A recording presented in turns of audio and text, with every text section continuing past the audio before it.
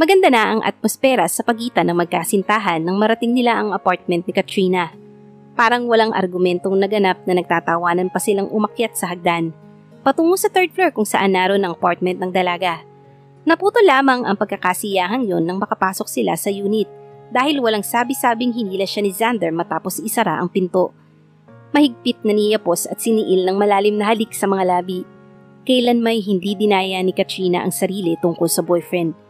Mas mapusok ito kaysa masuyo sa pagpapadama ng pagmamahal. Pero iba ang sitwasyon ngayong gabi na parang ibig nitong patunayan sa sarili at sa kanya na ito pa rin ang may kontrol sa relasyon nila. Mas agresibo ang kasintahan habang ang labi ay walang kapagurang humahalik sa labi niya. Tuluyan nang nagliyab ang apoy ng pagnanasa sa kaibuturan ng dalaga. Sa halip na umiwas ay lalo niya pang inilapit ang katawan kay Xander at naramdaman yon ng lalaki. Binitiwan siya ng katipan at iginiya papasok sa silid. Hinawakan nito agad ang itaas na bahagi ng katawan ni Katrina. Agad niyang pinilig ang brasong hawak nito. "Wag, Xander! I can't!" "Why not?" Baling sa kanya ng lalaki. "I want you. You want me. Why play games?" "Hindi laro ang pagbibigay ko ng sarili. It is special. Huwag mo kong madaliin." "Madaliin? 7 buwan na tayo magkakilala, Katrina." Eksaheradong sabat nito. "Pero 1 buwan pa lang kitang boyfriend. If you really love me, tulad ng sinabi mo kanina sa restaurant, ikaw pa ang dapat magyaya sa akin sa kama, Katrina. O baka naman ina-amuse mo lang ang sarili mo, tulad ng paglilibang mo sa trabahong hindi mo naman talaga kailangan." Sa halip na magalit ay sinaklot ng panlulumo ang puso ng dalaga. "Kung nasasabi mo yan, Xander, if you think I'm that kind of person, you can't love me that much. And you can't love me very much kung patuloy mong ipagkakait ang sarili mo." At muli siya nitong hinila sa braso. Malakas na pumiksi si Katrina. "No, Xander! I won't! It's wrong! And it will be wrong unless we marry." There, nasabi niya na ang nais sabihin. Ang pangarap na nasa puso niya lang. Dahil kahit masasabing sandali pa lang silang magkasintahan ni Xander, sa sarili sigurado si Katrina na ito na ang lalaking iibigin niyang makasama habang buhay. "Then you'll never go to bed with me, darling." Tila na pasong binitiwan siya ng lalaki dahil wala akong balak magpakasal kailanman. Napatanga siya sa nobyo. "Kung mahal mo ko." "Mahal kita," putol nito. "Pero walang kinalaman ang kasal sa nararamdaman ko." "But why?" "Dahil walang kahulugan sa akin ang kasal. Kasal ang mga magulang ko pero kulang na lang ay magsakitan silang dalawa. Come to think of it, munti ka na silang mawala dahil sa galit nila sa isa't isa kung hindi kami nilayasan ng dakila kong ama." "Hindi ibig sabihing mangyayari sa atin ang nangyari sa kanila. We can be happy, Xander." "And maybe we can't. Marami na akong nasaksihang magkarelasyon na masayang nagsasama hanggang sa magpakasal sila. And they start hating each other. I'm sorry, Katrina. Pero kung kasal ang hinahabol mo sa akin, ngayon pa lang ay maghanap ka na ng iba." Hindi na niya napigil ang pagtakas ng isang hikbi. Gayon may ikinurap niya ang mga mata upang pigilin ang pagpatak ng nababantang luha. "Ganun lang ba kadali, Xander? Anong tingin mo sa feelings ko? Gripong pwedeng sarahan kapag ginusto?" "Sinasabi ko lang sa iyo ang totoo. Hindi ako magsisinungaling just to get you into bed." Lumambot ang ekspresyon ni Xander. "Mahal kita, Katrina. Nararamdaman mo naman, hindi ba?" Hinila siya ng katipan. Niyakap. Humigpit ang pagkakayapos ng mga bisig nito nang bahagya siyang pumalag. "Let me hold you. Please, Katrina. Pangako wala na akong gagawing iba." Tuluyan nang humikbi ang dalaga nang hagkan siya ni Xander sa ibabaw ng buhok. Gumanti siya ng yakap dito. Sabihing mang malabo ang bukas ng relasyon nila, hindi niya naman kayang suwayin ang idinidikta ng puso. Tila yun lang ang hinihintay ng binata. Muli nitong kinamkam ang kanyang mga labi na kinambalan ng paglilikot ng mga kamay hanggang sa maramdaman ni Katrina na unti-unti na nitong binuksan ng zipper ng kanyang bestida. "No, Xander!" Marahas niya itong tinulak. "Hindi ako papayag sa gusto mo na ibigay ang sarili ko, lalo na at hindi ka handa sa mangyayari." "Not in your terms. Kung ganun, maghiwalay na tayo hanggang maaga pa, Katrina. Hanggat may natitira pa sa pagkakaibigan nating dalawa." Kung nagalit lang sana ang lalaki, mas kaya pang i-handle ni Katrina ang sitwasyon. Pero hindi. Malumanay ang bawat bagsak ng salita ng binata. Kalmado ang ekspresyon ng muka, na para bang wala itong pakialam kahit na hindi na sila magkita pang muli. Dinampot ni Xander ang jacket nito na hindi niya namalayang naalis na pala sa pagitan ng mainit nilang eksena. Saka walang paalam na lumabas ng unit ng dalaga. Nang lumapat ang pinto'y tuluyan ng napaluhod si Katrina sa sahig. Sapo ang muka, tigmak sa luha, naghihinanakit, nagagalit, nagmamahal at nagsisisi. Halata naman, iniiwasan siya ni Xander sa opisina. Tuwing tatangkain ni Katrina na makipag-usap sa binata ay agad itong lalapit sa kung sinong tauhan at makikipagkwentuhan. Hindi na rin siya hinihintay ng lalaki kapag oras ng uwian. Nagpapauna ito. Hindi naman makahabol si Katrina dahil nakatali siya sa Bondi clock. And she is a professional kahit may problemang personal. Nahihirapan na ang dalaga. Lately ay nakapag-isip-isip na siya. Oo't kaya niyang mabuhay nang wala si Xander. Pero sadyang mahirap. Hindi siya makakain, hindi rin makatulog. 3 araw silang hindi nagkikibuan at pakiramdam niya sa sarili tumanda na ng 10 taon. Kaya nagdesisyon si Katrina. Hindi bali na kung walang paniniwala sa kasal si Xander. Nakahanda na siyang sumugal. Siguro naman kapag naipadama niya sa boyfriend kung gaano niya ito kamahal, sa malaot madali ito pa ang kusang magyayaya. Huwebes ng hapon. Wala si Xander at nang wala ni Honey hong pasabi sa kanya na nag-out of town ito. Kasalukuyang namumroblema si Katrina kung paano niya magagawang isettle ang hindi nila pagkakaunawaan ng nobyo nang makatanggap siya ng tawag kay Aling Vilma. 4 na taon na rin ang katulong na naninilbihan sa kanyang ama. "Umuwi kayo kaagad, Ma'am Katrina!" Tarantang sabi nito. "Inatake sa puso si Sir Manuel!" Kinakabahan na wika ni Aling Vilma. 3 araw pa lang sa ospital si Don Manuel ay halos maghurmentado na ito sa labis na pagkainip. Mahina pa ngunit nagpipilit ng makauwi. Bagamat labag sa kalooban ni Dr. Castro na i-release ang pasyente, ay napilitan rin itong pumayag sa pangambang baka lalo lamang lumala ang kalagayan ng Don. Gayunpaman, ni-require ng doktor na magkaroon ito ng private nurse. Tutol si Don Manuel. Lamang ay napilitan ding pumayag ng mag-insist si Katrina. "Kapag hindi ka nagsama ng nurse, Daddy, hindi rin ako papayag na umuwi ka sa bahay. Matagal na akong mayor de edad," wika nito. "At hindi pa ako ulyanin, ako magdidesisyon para sa sarili ko. Kung magdesisyon akong hindi ka dalawin tuwing weekends. Kung mahal mo ako, hindi mo ako matitiis. Kung mahal mo ako, hindi ka magmamatigas ng ulo, Daddy." Giit pa ni Katrina sa ama. Wala nang nagawa si Don Manuel sa nakikitang katigasan ng anak. "Bakit ba si Enrique lagi niyong hinahanap?" Iritadong tanong ni Katrina sa ama. "Narito naman ako. Isn't my company enough?" "Of course it is," nasurpresang sagot ng ama. Nagulat sa pagkapikong bihira niyang ipakita sa matanda. "Kaya lang, gusto kong malaman kung anong nangyayari sa kumpanya." "No business talk. Hindi ba't yun ang usapan natin, Daddy?" "But," hindi na ipinagpatuloy ni Don Manuel ang sasabihin nang makita ang mariing paglalapat ng mga labi ng anak. "Very well, kung iyan ang gusto mo. Pero kailangang maintindihan mo, Katrina. Hindi lang business associate si Enrique sa akin. He's also my friend. And I wish na bigyan mo ng chance ang sarili mong maging kaibigan din siya. Who knows, maybe you'll find out that you can like him even more." Napapailing nang ngumiti si Katrina. "Daddy, will you stop doing that? Kung hindi ko siya gustong maging kaibigan, lalong ayoko siyang maging asawa." "Enrique is a nice man. So you said. Pero may boyfriend ako, Dad, remember? And I love Xander." Malungkot na pinangko ni Don Manuel ang tingin sa mukha ng anak. Tila naman kinurot ang puso ng dalaga. "Dad?" Naupo siya sa gilid ng kama nito. Kinalong niya ang isang kamay ng ama. "Alam kong nararamdaman niyo, pero gagawin ko ang lahat for you. I'll even try to be civilized with Enrique if that's what you want." "Huwag lang magpakasal sa kanya." Nananansyang tumaas ang isang kilay nito. "You mean that?" "Of course." "Then, pwede bang ipangako mo sa akin na hindi ka muna magko-commit sa Xander na to? Na pag-aaralan mo munang mabuti ang karakter niya bago mo ibigay ang sarili mo?" Hindi agad nakasagot si Katrina. Pero sa huli tumango din. Kung mabibigyan nun ng peace of mind ang ama, bakit nga ba hindi? "Fine. Pero Daddy, binabalaan kita. Huwag kang aasa na may mangyayaring higit pa." Bilang sagot ay ngumiti lamang ang daddy niya. Tipid ng ngiti, subalit makahulugan. "Now," pagkway sabi, "get out of my sight and let me rest. Napapagod na ako sa pagsasalita." "Great!" Napahumindig si Katrina kahit nagtatawa. "Pinagtatabuyan ako ng dakila akong ama." Pinikit na nito ang mga mata. Wala nang nagawa si Katrina kundi magbuntong hininga. Kinumutan niya ito hanggang dibdib at lumabas na ng silid. May lungkot na nakabalot sa puso ni Katrina habang pinagmamasdan ang pinagpalang hardin mula sa azotea ng mansyon na kinilala niyang tahanan.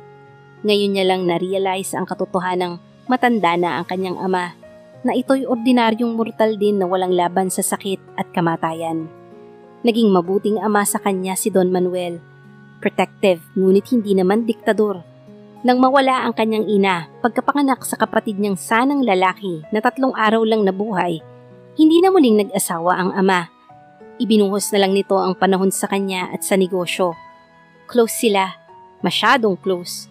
Palibhasa ay dadalawa na nga lang sa buhay. Maliit pa siya ay madalas na siyang kasakasama ng ama sa opisina, sa laboratorio, sa planta. High school siya nang ma-realize ni Katrina na inihahanda na siya ng ama para siyang mamahala ng negosyo balang araw. Bagay na para kay Katrina ay wala sa isip niya. Agad niyang nilinaw sa ama na may iba siyang plano sa buhay niya. Kabilang doon ang pangarap na maging isang visual artist sa hinaharap. Batid ni Katrina na disappointed sa kanya ang daddy niya, lalo't wala naman itong pamamanahan ng multimillion business kundi siya. Ngunit hindi ito nang ulit. Umasa na lang sa pagdating ng araw na mababago pa ang isip niya. Pero bago pa man dumating ang araw na yon, dumating na si Enrique sa buhay nila. Ito ang nagbigay buhay sa pangarap ng kanyang ama. Sa pamamagitan ng binata, binuhay ng matanda ang anak na lalaking 3 araw lang nalaglagi sa mundo. Kinwestiyon ni Katrina ang sarili. Yun kayang dahilan kung bakit mabigat ang loob niya kay Enrique?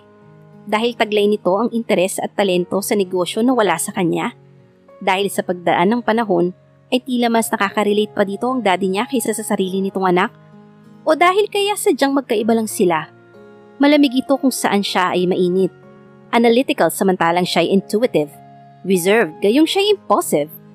Napapitlag si Katrina sa pagkagulat ng may isang palad na dumapo sa balikat niyang inilalantad ng spaghetti strap na blouse. Tuluyan nang naputol ang daloy ng isipin niya nang mag-materialize sa kanyang tabi ang binatang topic ng mga tanong niya sa sarili. "Don't ever do that to me!" Asik niya kay Enrique. Iritado niyang pinalis ang kamay nito sa kanyang balikat. "I'm sorry." Walang emosyong sagot nito. "Kumusta daddy mo?" "Better." Maikli niyang tugon at pairap na ipinako ang tingin sa hardin. "Pwede ko ba siyang makita?" "Wala ka bang konsiderasyon?" Naniningkit ang mga matang hinarap ito ni Katrina. "He's not fit to talk business. I just want to wish him well." Kalmado pa ring tugon ng lalaki. Napahiya naman si Katrina. Nagiging unfair na siya sa binata, alam niya. Sa 3 araw na pagkaka-ospital ng ama, minsan man ay hindi pumalya ng dalaw si Enrique. At wala itong binanggit na anumang related sa negosyo sa mga dalaw na yon. Ngunit hindi nag-apologize si Katrina. Sa halip ay humalukip-kip pa. "Hindi ka ba talaga marunong mapikon, Enrique? Temper is just a tantrum, and tantrum is just for kids." Hindi man derechahan ang salita, sapul siya sa sinabi ng binata. Tuloy ay tinimpi niya ang iritasyong ibinangon ng makahulugan nitong pahayag. "If you'll give me some writing paper." Basag ni Enrique sa katahimikan. "Susulat na lang ako ng maikling note para sa daddy mo." "Wag na. If he's awake now, I'll let you see him for a minute." "That's very kind of you." "Hindi mo na kailangan maging sarcastic." "I wasn't. I always mean what I say, Katrina. Kailangan mong matutuhan at tanggapin ako at face value." "I might be able to kung kaya kong basahin ang ekspresyon sa mukha mo, but it's a poker one." May bahagyang ngiting sumilay sa mga labi ni Enrique. Gayon may tahimik itong sumabay sa pagpanik niya sa maluwag na hagdanan. Masyadong malaki ang bahay na to sa loob-loob ng dalaga. Hindi ko kakayaning tumira dito ng mag-isa. "Huwag kang mag-isip ng morbid things, Katrina." Napalingon siya sa lalaki. "Paano mong nalamang?"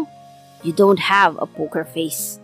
Kamuntik na siyang mapangiti, ngunit mabilis niyang sinawat ang sarili. Sa halip ay nagpauna siyang humakbang. Binuksan niya ang pinto ng silid ng ama. Sumilip sa loob at sinenyasan ang binata. "Sandali ka lang, Enrique." Malamig niyang paalala. Pagkakita sa pinagkakatiwalaang kanang kamay ay agad na umaliwalas ang muka ni Don Manuel. "Iho!" Lumuwang ang bibig ng matanda sa pagkakangiti. "Lumapit ka nga dito at sabihin mo sa akin ang mga nangyayari sa kumpanya." "Walang nangyayari, Tito Manuel." Naupo si Enrique sa stool na kalapit ng kama nito. "Linggo ngayon at sarado ang mga planta." "Linggo? Linggo na nga ba? Napakabilis ng mga araw. Habang ako'y walang ginagawa kundi matulog, kumain, tumanaw." Naiiling nitong sabi. But you're going to stay for dinner, aren't you? Gusto ko sana dito pero kausap ko si Cruz ngayong gabi. Good, good. So nakapag-desisyon na rin siyang ibenta ang patent niya sa atin kapag itinaas niya ang presyo. No business talk. Maagap na putol ni Enrique.